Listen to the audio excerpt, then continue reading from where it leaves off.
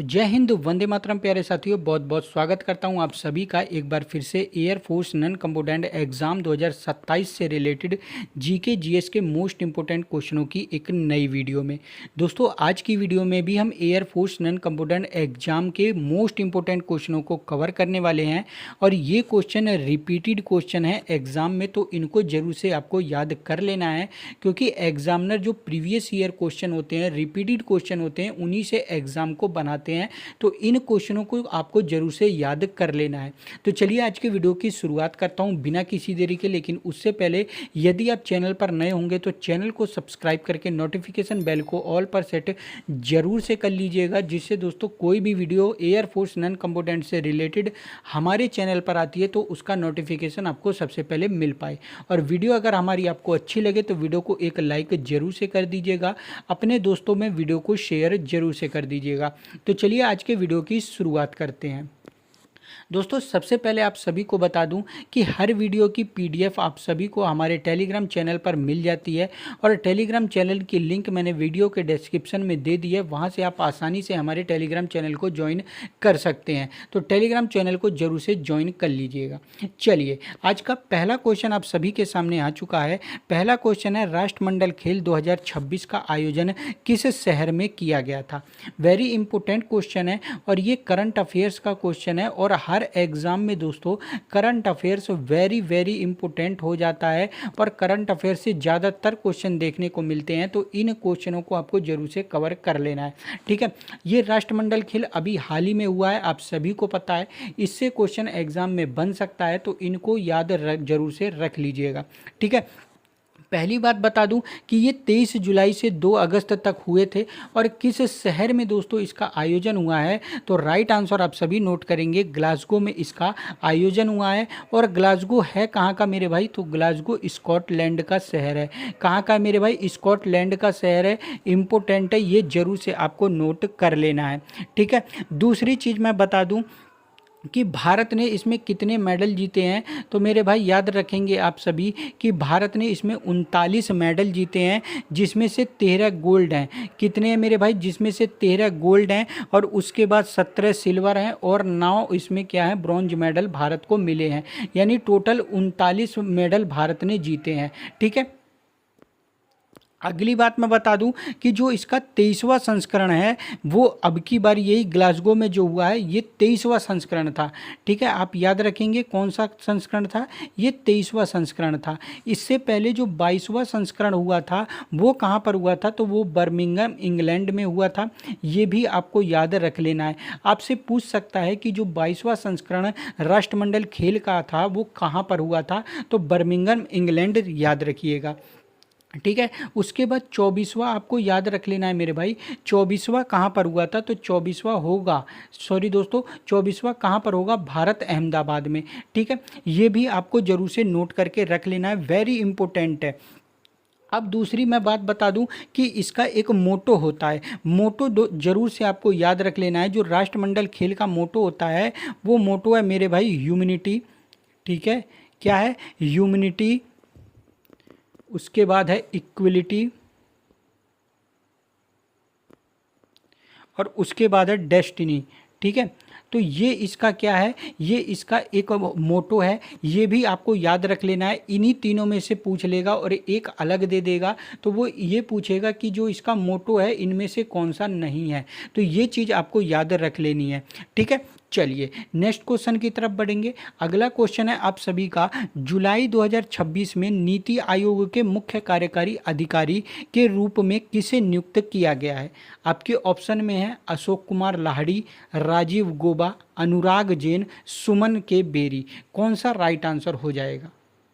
देखिए, सबसे पहले मैं बता दूं कि नीति आयोग है क्या। तो नीति आयोग आया था मेरे भाई 1 जनवरी 2015 को। किसके स्थान पर आया था, तो ये आया था मेरे भाई, याद रख लीजिएगा, योजना आयोग के स्थान पर नीति आयोग को लाया गया था, ठीक है। और इसके जो अध्यक्ष होते हैं वो अध्यक्ष कौन होते हैं, प्रधानमंत्री इसके अध्यक्ष होते हैं, ठीक है। कौन होते हैं, प्रधानमंत्री इसके अध्यक्ष होते हैं और इसे सरकार के मेरे भाई थिंक टैंक के रूप में जाना जाता है, ठीक है। आपसे पूछ लेगा कि सरकार का थिंक टैंक कौन सा है? तो नीति आयोगों को सरकार का थिंक टैंक कहा जाता है। वेरी इंपॉर्टेंट है, आपको याद जरूर से रख लेना है। दूसरी चीज़ मैं बात करूं तो इसका मुख्यालय कई बार एग्जाम में पूछ लेता है, तो इसका मुख्यालय आपको याद रख लेना है, न्यू दिल्ली में इसका मुख्यालय है। ठीक है, किसका? नीति आयोग का। दूसरी चीज़, इसका हिंदी में नाम एग्जाम में दे देता है और बच्चे कंफ्यूज हो जाते हैं कि क्या पूछा गया है। तो याद रख लीजिएगा, इसका हिंदी में नाम है दोस्तों राष्ट्रीय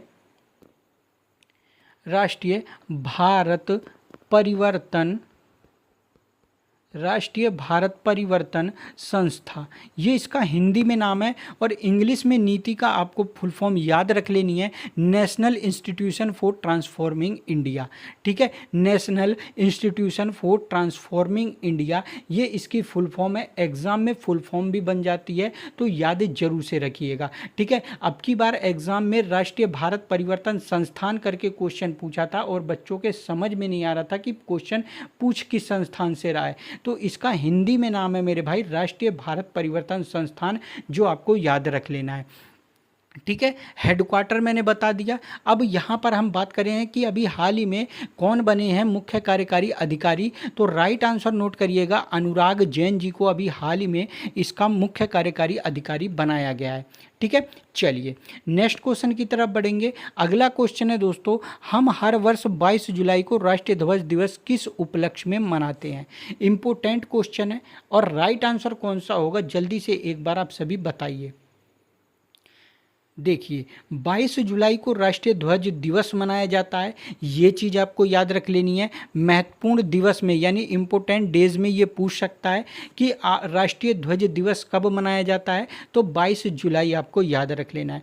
अब ये मनाया क्यों जाता है, तो याद रख लीजिएगा, इसी दिन मेरे भाई भारत के जो संविधान सभा थी उसने राष्ट्रीय ध्वज को अपनाया था।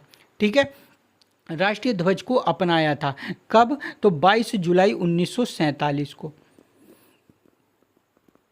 ठीक है, याद रखेंगे। दूसरी चीज आपसे पूछ लेगा कि जो भारत का राष्ट्रीय ध्वज है उसका डिजाइन किसने तैयार किया था, तो डिजाइनर का नाम आपको याद रख लेना है मेरे भाई, पिंगली वेंकैया। क्या है इनका नाम? पिंगली वेंकैया इनका नाम है, और इन्होंने ही दोस्तों भारत का जो राष्ट्रीय ध्वज है उसका डिजाइन तैयार किया था। ठीक है, दूसरी चीज एग्जाम में पूछ लेता है किस अनुपात में राष्ट्रीय ध्वज को बनाया गया है, तो अनुपात आपको याद रख लेना है 3:2 में। ठीक है, इंपोर्टेंट है, ये भी आपको नोट कर लेना है। चलिए नेक्स्ट क्वेश्चन की तरफ। अगला क्वेश्चन है, वित्त आयोग का कार्यकाल कितने वर्ष का होता है?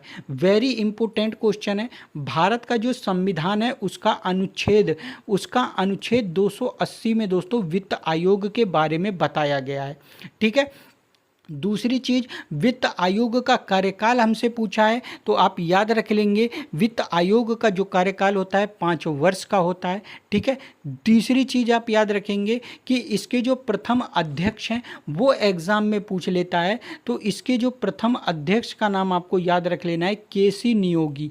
कौन है मेरे भाई? केसी नियोगी इसके प्रथम अध्यक्ष थे। ठीक है, वर्तमान में इसके अध्यक्ष कौन है, तो वर्तमान में इस आयोग के अध्यक्ष हैं अरविंद पनगड़िया। कौन है मेरे भाई? अरविंद पनगड़िया का नाम आपको याद रख लेना है, ये वर्तमान में इसके अध्यक्ष हैं। ठीक है, इंपॉर्टेंट चीज थी, याद रख लेंगे। दूसरी चीज याद रखिएगा, आपसे पूछ सकता है कि वित्त आयोग के वर्तमान में सचिव कौन है, तो वित्त आयोग के वर्तमान में सचिव का नाम आप याद रखेंगे, ऋत्विक रंजनम पांडे। क्या? ऋत्विक रंजनम पांडे इनका नाम है, और ये वर्तमान में कौन है मेरे भाई? वित्त आयोग के सचिव हैं। ठीक है, चलिए अगला क्वेश्चन है आप सभी का, हिंदुस्तान रिपब्लिकन एसोसिएशन की स्थापना कब हुई थी? वेरी इंपॉर्टेंट क्वेश्चन है। राइट आंसर आप सभी बताएंगे कि हिंदुस्तान रिपब्लिकन एसोसिएशन की स्थापना कब हुई थी, किसने करी थी, कहाँ पर हुई थी? देखिए, हिंदुस्तान रिपब्लिकन एसोसिएशन की स्थापना सन 1924 ईस्वी में किसने करी थी मेरे भाई? राम प्रसाद बिस्मिल ने। ठीक है, राम प्रसाद बिस्मिल थे। ठीक है, राम प्रसाद बिस्मिल थे। उसके बाद एक नाम आपको याद रख लेना है, सचिंद्र नाथ सान्याल का। सचिंद्र नाथ सान्याल, इसमें मेरे भाई चंद्रशेखर आज़ाद भी थे। सचिंद्र नाथ सान्याल और राम प्रसाद बिस्मिल ने सन 1924 में हिंदुस्तान रिपब्लिकन एसोसिएशन की स्थापना करी थी। और इसी एसोसिएशन ने, याद रख लीजिएगा, इसी एसोसिएशन ने मेरे भाई 9 अगस्त 1925 को काकोरी ट्रेन एक्शन किया था। ठीक है, काकोरी ट्रेन एक्शन किया था कब? 9 अगस्त 1925 को। यानी काकोरी नामक जगह पर अंग्रेज़ों की जो हथियार वगैरह थे ट्रेन में रख के आ रहे थे और काकोरी नामक स्टेशन पर इन्होंने क्या करा था, उसको लूट लिया था। ठीक है, किसने? राम प्रसाद बिस्मिल ने, जो ये हिंदुस्तान रिपब्लिकन एसोसिएशन बनाई थी, इन्हीं सदस्यों ने इसको लूट लिया था। ठीक है, याद रखेंगे। दूसरी चीज़, मैंने एक चीज़ बताना भूल गया कि इसकी स्थापना कहाँ पर हुई थी। तो इसकी स्थापना मेरे भाई कानपुर उत्तर प्रदेश में करी गई थी। कहाँ पर? कानपुर उत्तर प्रदेश में। ये भी आप याद रखेंगे। ठीक है, चलिए अगला क्वेश्चन है आप सभी का, एग्जाम वॉरियर्स पुस्तक के लेखक कौन है? इम्पोर्टेंट पुस्तक है और राइट आंसर आप सभी को याद होगा कि एग्जाम वॉरियर्स पुस्तक के लेखक नरेंद्र मोदी हैं। ऑप्शन बी आपका राइट आंसर हो जाएगा। चलिए अगला क्वेश्चन है आप सभी का, राष्ट्रीय रक्षा अकादमी कहाँ पर स्थित है? Where is the national defence academy located? कौन सा राइट आंसर होगा? ये भी इम्पोर्टेंट करके आपको नोट जरूर से करना है। और राष्ट्रीय रक्षा अकादमी की स्थापना कहाँ पर हुई है? खड़गवासला में। ऑप्शन बी आपका राइट आंसर हो जाता है। चलिए अगला क्वेश्चन है आप सभी का, मैटूर बांध किस राज्य में स्थित है? मैटूर बांध किस राज्य में स्थित है? तो मैटूर बांध नोट करिएगा मेरे भाई, ऑप्शन आपका बी राइट आंसर हो जाएगा। तमिलनाडु में स्थित है। और किस नदी पर इसको बनाया गया है? तो ये गोदावरी नदी पर इसको बनाया गया है। नदी भी एग्जाम में बन जाती है तो याद जरूर से रख लीजिएगा। गोदावरी नदी पर तमिलनाडु में मैटूर बांध को बनाया गया है। ठीक है, अब कुछ इम्पोर्टेंट बांध आपको नोट करा देता हूँ, नोट कर लीजिएगा। है एक हमसे पूछा जाता है मेरे भाई, हथनी कुंड बांध। कौन सा? हथनी कुंड बांध। ये किस नदी पर है? ये यमुना नदी पर बनाई गई है। और कहाँ पर बनाई गई है मेरे भाई? हरियाणा में। कहाँ पर बनाई गई है? हरियाणा में बनाई गई है। इम्पोर्टेंट है, नोट जरूर से करिएगा। उसके बाद उकाई बांध आपसे पूछ लेता है। ठीक है, आजकल कुछ नए नए बांध पूछ रहा है तो याद रखिएगा। उकाई बांध मेरे भाई ताप्ती नदी पर है। और कहाँ पर है? ये गुजरात में है। ठीक है, कहाँ पर है? गुजरात में है। उसके बाद अगला आप नोट करेंगे, जायकवाड़ी। ठीक है, आपसे पूछ लेता है जायकवाड़ी बांध कहाँ पर है? तो जायकवाड़ी बांध मेरे भाई किस नदी पर बनी है? गोदावरी नदी पर। किस नदी पर? गोदावरी नदी पर बनी है। और कहाँ पर है ये? तो ये महाराष्ट्र में है, याद रखिएगा। ठीक है, उसके बाद एक और इम्पोर्टेंट आपको याद रख लेना है मेरे भाई, अलमाटी बांध। कई बार मैं करा चुका हूँ और एग्ज़ाम में बन जाता है ये वाला बांध, तो नोट जरूर से कर लीजिएगा। जो अलमाटी बांध है ये किस नदी पर बना है? ये कृष्णा नदी पर बना हुआ है। और कहाँ पर मेरे भाई बना है? तो ये कहाँ पर बना है? कर्नाटक में। ठीक है, याद रखेंगे, इम्पोर्टेंट था तो इसको जरूर से आपको नोट कर लेना है। मैटूर बांध के बारे में बता चुका हूँ, तमिलनाडु में है। ऑप्शन बी आपका राइट आंसर हो जाएगा।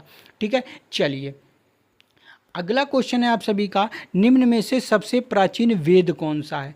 ये क्वेश्चन मैं करा चुका हूँ। सबसे प्राचीन वेद और सबसे बड़ा वेद मेरे भाई ऋग्वेद को कहा जाता है। ऑप्शन ए आपका राइट आंसर हो जाएगा। ठीक है, ऋग्वेद का तीसरा मंडल याद रखेंगे आप, गायत्री मंत्र है। ठीक है, ऋग्वेद का 9वां मंडल आप याद रखेंगे, देवता सोम का उल्लेख किया गया है। ठीक है, आपसे पूछ लेगा कि ऋग्वेद के किस मंडल में देवता सोम का उल्लेख किया गया है? तो 9वें मंडल में। ऋग्वेद का 7वां मंडल, इसमें 10 राज्य युद्ध के बारे में बताया गया है। ठीक है, तो ये तीनों मंडल वेरी इंपॉर्टेंट हो जाते हैं, इनको जरूर से आपको याद रख लेना है। ठीक है। अगली चीज़ मैं बता दूं, जो सामवेद है इसको क्या कहा जाता है, तो भारतीय संगीत का जनक कहा जाता है। मैं कई बार बता चुका हूं, भारतीय संगीत का जनक इसको कहा जाता है। और क्यों कहा जाता है, क्योंकि इसमें गाए जाने वाले मंत्रों का उच्चारण किया गया है। ठीक है। यजुर्वेद, यजुर्वेद में क्या है, जो बलि के समय मंत्र पढ़े जाते हैं वो सभी आपको यजुर्वेद में देखने को मिल जाएंगे। और अथर्ववेद से रिलेटेड याद रख लीजिएगा, ऋषि अथर्वा के द्वारा इसको लिखा गया है। इसमें जादू, टोना, टोटका, शादी, विवाह के समय जो मंत्र होते हैं वो सभी आपको अथर्ववेद में देखने को मिल जाएंगे। सबसे नया वेद यही है। पूछ लेता है कि नवीन वेद कौन सा है, तो नवीन वेद मेरे भाई अथर्ववेद है। ठीक है, इंपॉर्टेंट था, याद रख लेंगे। चलिए अगला क्वेश्चन है आप सभी का, निम्न में से किस राज्य में रावी नदी का उद्गम होता है। ऑप्शन में है मध्य प्रदेश, राजस्थान, गुजरात, हिमाचल प्रदेश। कौन सा राइट आंसर हो जाएगा। देखिए, रावी नदी के उद्गम स्थल की बात करूं तो ऑप्शन आपका ए राइट, ऑप्शन आपका डी राइट हो जाएगा मेरे भाई। रावी नदी का उद्गम कहां पर होता है, हिमाचल प्रदेश में। ठीक है। चलिए अगला क्वेश्चन है आप सभी का, मुख्यमंत्री शिक्षक कैशलेस चिकित्सा योजना किस राज्य सरकार द्वारा भी हाल ही में शुरू की गई है। मुख्यमंत्री शिक्षक कैशलेस चिकित्सा योजना, यानी जो टीचर्स हैं उनकी जो चिकित्सा वगैरह होगी वो कैशलेस होगी, उनको कोई पेमेंट पे नहीं करनी है यदि वो शिक्षक हैं। किस राज्य सरकार द्वारा शुरू करी गई है, तो ये ऑप्शन आप याद रखेंगे मेरे भाई, डी राइट हो जाएगा। बिहार सरकार के द्वारा भी हाल ही में शुरू किया गया है और मुख्यमंत्री सम्राट चौधरी ने इसका शुरुआत करी है, इसका उद्घाटन किया है। ठीक है। चलिए अगला क्वेश्चन है आप सभी का, वर्ष 2026 में पद्मश्री पुरस्कार से किस क्रिकेटर को सम्मानित किया गया है। ऑप्शन में आपके विराट कोहली, रोहित शर्मा, जसप्रीत बुमराह, रविंद्र जडेजा। कौन सा राइट आंसर हो जाएगा। देखिए, अभी जो पद्मश्री पुरस्कार की बात करूं 2026 में दो क्रिकेटरों को मिला है। एक हमारे रोहित शर्मा हो जाएंगे, ऑप्शन बी आपका राइट हो जाएगा। और एक नाम आपको याद रख लेना है, हरमनप्रीत कौर का। हरमनप्रीत कौर को भी दोस्तों अभी 2026 में पद्मश्री पुरस्कार से सम्मानित किया गया है। ये भी इंडियन वुमेन्स क्रिकेट टीम से रिलेटेड है। ठीक है। चलिए अगला क्वेश्चन है आप सभी का, उत्तर प्रदेश का सुराह ताल जिसे हाल ही में भारत के 100वें रामसर स्थल के रूप में नामित किया गया है, किस जिले में स्थित है। आपके ऑप्शन में है वाराणसी, बलिया, गोरखपुर, लखनऊ। सुराहा ताल है और इसे अभी हाल ही में 100वें रामसर स्थल के रूप में नामित किया गया है। ठीक है। तो राइट आंसर आप नोट करिएगा मेरे भाई, ऑप्शन बी आपका हो जाएगा। बलिया जिले में दोस्तों ये स्थित है, ऑप्शन बी राइट हो जाएगा। ठीक है। चलिए अगला क्वेश्चन है आप सभी का, सर्वपल्ली राधाकृष्णन को किस वर्ष भारत रत्न पुरस्कार से सम्मानित किया गया था। कौन सा राइट आंसर हो जाएगा।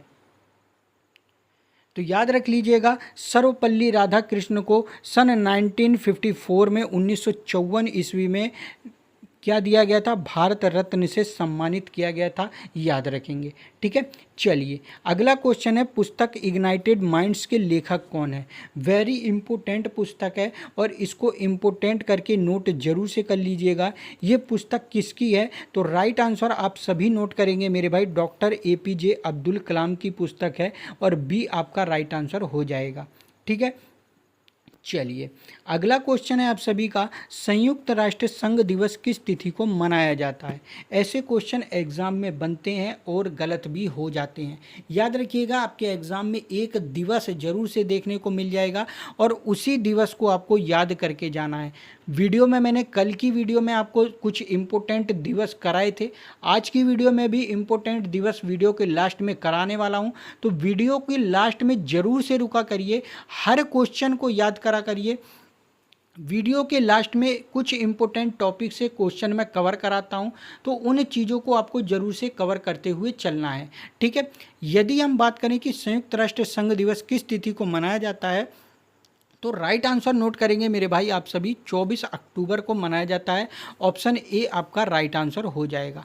ठीक है। चलिए अगला क्वेश्चन है आप सभी का, भारत के राष्ट्रीय गान जन गण मन को संविधान सभा के द्वारा कब अपनाया गया था।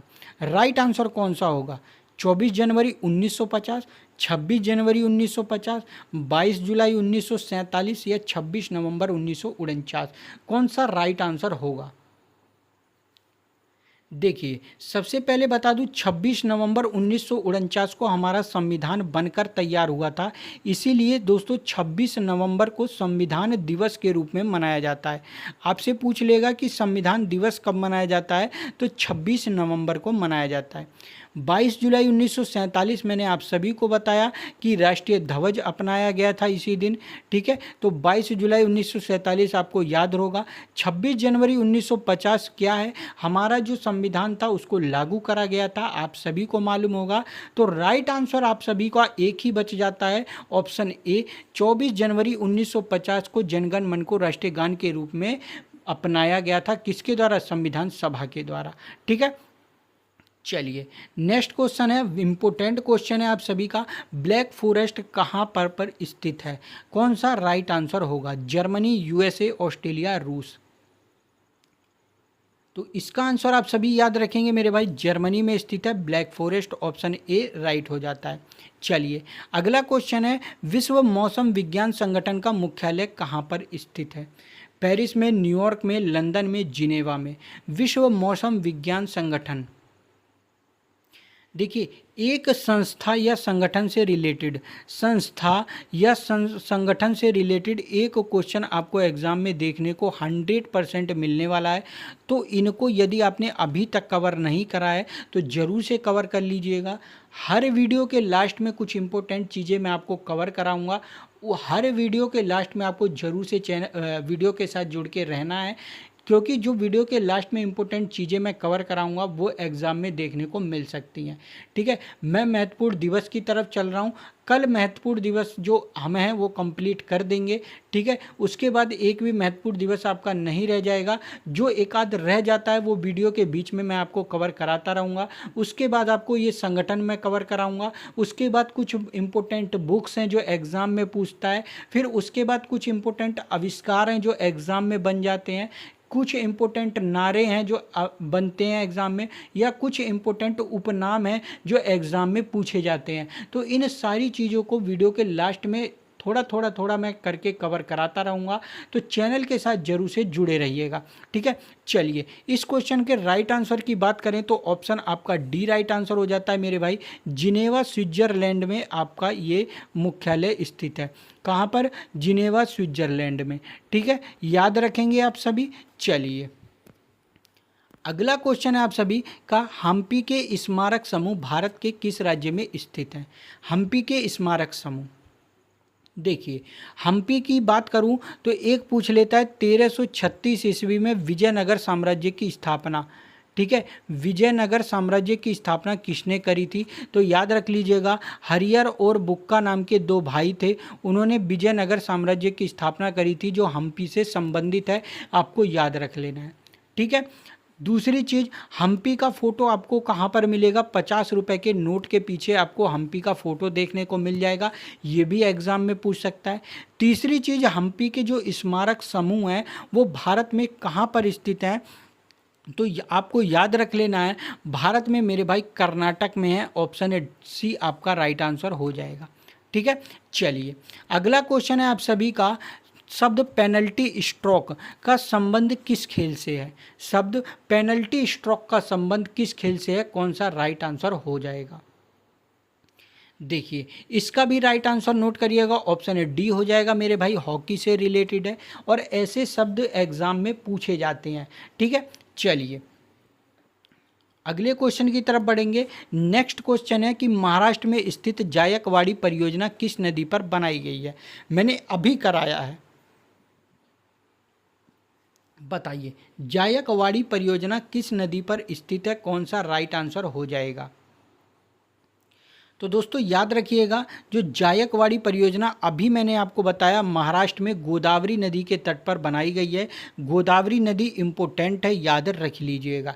ठीक है, चलिए अगले क्वेश्चन की तरफ बढ़ेंगे। नेक्स्ट क्वेश्चन है, विश्व हीमोफीलिया दिवस किस तिथि को मनाया जाता है। ठीक है, इसका आंसर आप सभी को मेरे भाई कमेंट करके बताना है कि ये कब मनाया जाता है। अभी मैंने कल की वीडियो में कुछ इम्पोर्टेंट कराए थे और ये हीमोफीलिया दिवस उसी में मैंने करा पढ़ाए हैं आप सभी को पता होगा। यदि आपने वीडियो नहीं देखी है तो चैनल पर जाइएगा और कल की वीडियो ज़रूर से देख लीजिएगा। और आज की जो वीडियो है वो और भी इम्पोर्टेंट हो जाती है क्योंकि उससे आगे मैं इम्पोर्टेंट दिवस आज कराने वाला हूँ। ठीक है, तो चलिए इम्पोर्टेंट दिवस अब कुछ और इम्पोर्टेंट याद कर लेते हैं। अप्रैल तक मैंने कल करा दिए थे, ठीक है, और हीमोफीलिया दिवस उसी अप्रैल वाले में देखने को मिल जाएगा। अब कुछ मई के इम्पोर्टेंट याद रखिएगा। सबसे पहले आपको याद रख लेना है श्रमिक दिवस कब मनाया जाता है। तो श्रमिक दिवस मेरे भाई 1 मई को मनाया जाता है। एग्ज़ाम में ये बना है तो इसको जरूर से याद रखेंगे। ठीक है, विश्व प्रेस स्वतंत्रता दिवस इम्पोर्टेंट है, ये मेरे भाई 3 मई को मनाया जाता है। ठीक है, दूसरी बात आप याद रखेंगे रेड क्रॉस दिवस कब मनाया जाता है, ये 8 मई को मनाया जाता है। ठीक है, दूसरी चीज़ दूर संचार दिवस इम्पोर्टेंट है, याद रखेंगे आप कब मनाया जाता है, 17 मई को मनाया जाता है। ठीक है, उसके बाद आतंकवाद विरोधी दिवस पूछा जाता है, 21 मई आपको याद रख लेना है। और विश्व तंबाकू रोधी दिवस आपको याद रख लेना है 31 मई। तो ये मई के इम्पोर्टेंट है, स्क्रीनशॉट ले लीजिए या PDF मैं आप सभी को प्रोवाइड करा दूंगा टेलीग्राम पर, उसको डाउनलोड करके याद कर लीजिएगा। ठीक है, चलिए अगला आप याद रखेंगे मई का हमने देखा, जून का देख लीजिए। सबसे इंपॉर्टेंट पूछा जाता है विश्व पर्यावरण दिवस 5 जून वाला। ठीक है, अंतर्राष्ट्रीय ओलंपिक समिति स्थापना दिवस याद रख लीजिएगा 6 जून। विश्व रक्तदान वेरी इंपॉर्टेंट है मेरे भाई, विश्व रक्तदान 14 जून वाला आपको याद रख लेना है। अंतर्राष्ट्रीय योग दिवस वेरी वेरी वेरी इंपॉर्टेंट है 21 जून वाला। ठीक है, और एक और बहुत इंपॉर्टेंट आपको याद रख लेना है, राष्ट्रीय सांख्यिकी दिवस कब मनाया जाता है, 29 जून को। और किसके उपलक्ष्य में, तो PC महालनोबिस का जन्म दिवस है और इसीलिए दोस्तों राष्ट्रीय सांख्यिकी दिवस 29 जून को मनाया जाता है। ठीक है, चलिए अगला आप जुलाई का याद रखेंगे। तो जुलाई में विश्व जनसंख्या दिवस इम्पोर्टेंट है, पूछता है, और कारगिल स्मृति दिवस, दोनों आपको याद रख लेने हैं। ये दोनों एग्जाम में बन के आ जाते हैं और इम्पोर्टेंट है, नोट जरूर से कर लीजिएगा। ठीक है, चलिए अगला आप सभी को मैं कवर करा देता हूँ युवा दिवस। ठीक है, अब ये इम्पोर्टेंट आपको याद जरूर से कर लेना है मेरे भाई। आपसे पूछेगा कि अंतर्राष्ट्रीय युवा दिवस, एक मैंने बताया था राष्ट्रीय युवा दिवस आप सभी को 12 जनवरी वाला। ठीक है, ये अंतर्राष्ट्रीय युवा दिवस है, दोनों में कंफ्यूज मत हो जाइएगा। ठीक है, जिस तरह आपसे पूछता है कि राष्ट्रीय महिला दिवस कब मनाया जाता है, 13 फरवरी को, और अंतर्राष्ट्रीय महिला दिवस 8 मार्च को मनाया जाता है। इसी तरीके से दोस्तों राष्ट्रीय युवा दिवस पूछे तो 12 जनवरी, और अंतर्राष्ट्रीय युवा दिवस पूछे तो मेरे भाई 12 अगस्त आपको याद रख लेना है। ठीक है, राष्ट्रीय खेल दिवस वेरी इंपॉर्टेंट है, 29 अगस्त वाला जरूर से याद रख लेना, मेजर ध्यानचंद के बारे में है। ठीक है, अगला याद रखेंगे अंतर्राष्ट्रीय साक्षरता दिवस, आप सभी को याद रख लेना है। ठीक है, हिंदी दिवस इम्पोर्टेंट है, आपको याद रख लेना है। उसके बाद मेरे भाई ओजोन परत संरक्षण दिवस इम्पोर्टेंट है, याद रख लीजिएगा। विश्व शांति दिवस इम्पोर्टेंट है, याद रख लीजिएगा। और वेरी वेरी इम्पोर्टेंट नोट करिएगा, पर्यटन दिवस कब मनाया जाता है, 27 सितंबर को। ठीक है, ये इम्पोर्टेंट है, स्क्रीनशॉट लेते रहिएगा, याद कर लीजिएगा। ठीक है, अब अक्टूबर के नोट कर लीजिएगा, अक्टूबर के इम्पोर्टेंट करा देता हूँ। सबसे पहले लाल बहादुर शास्त्री जयंती आप याद रखेंगे 2 अक्टूबर को, महात्मा गांधी जयंती याद रखेंगे 2 अक्टूबर को, और अंतर्राष्ट्रीय अहिंसा दिवस आप याद रखेंगे 2 अक्टूबर को। ठीक है, चलिए याद रखेंगे। उसके बाद वायुसेना दिवस मैंने आप सभी को बताया था कि 8 अक्टूबर को वायुसेना दिवस के रूप में मनाया जाता है। यदि आपने नहीं देखा है तो जाकर वीडियो देख लीजिएगा। ठीक है, उसके बाद आप याद रखेंगे विश्व डाक दिवस इम्पोर्टेंट है, एग्ज़ाम में पूछ सकता है। ठीक है, उसके बाद खाद्य दिवस आप याद रखेंगे, और संयुक्त राष्ट्र दिवस आप याद रखेंगे, ये इम्पोर्टेंट है। और एक गांधी जी की पुण्यतिथि पूछी जाती है 31 अक्टूबर। ठीक है, तो ये आपको याद रख लेना है। अब आपका जनवरी से लेकर अक्टूबर तक का कंप्लीट हो चुका है। नवंबर और दिसंबर का कल की वीडियो में कंप्लीट करा दूंगा। जो बाकी बचे कुचे रह जाएंगे वो हर वीडियो में क्वेश्चन की तरह मैं लेकर आता रहूँगा, जो आप याद करते रहेंगे। ठीक है, वीडियो अभी तक आपको अच्छी लगी हो तो वीडियो को लाइक ज़रूर से कर दीजिएगा। चैनल पर नए हो तो सब्सक्राइब करके नोटिफिकेशन बेल को ऑल पर सेट जरूर से कर दीजिएगा, क्योंकि इसी तरीके की वीडियो अपने चैनल पर मैं लेकर आता रहता हूं। तो चलिए मिलूंगा नेक्स्ट वीडियो में, तब तक के लिए जय हिंद, वंदे मातरम साथियों।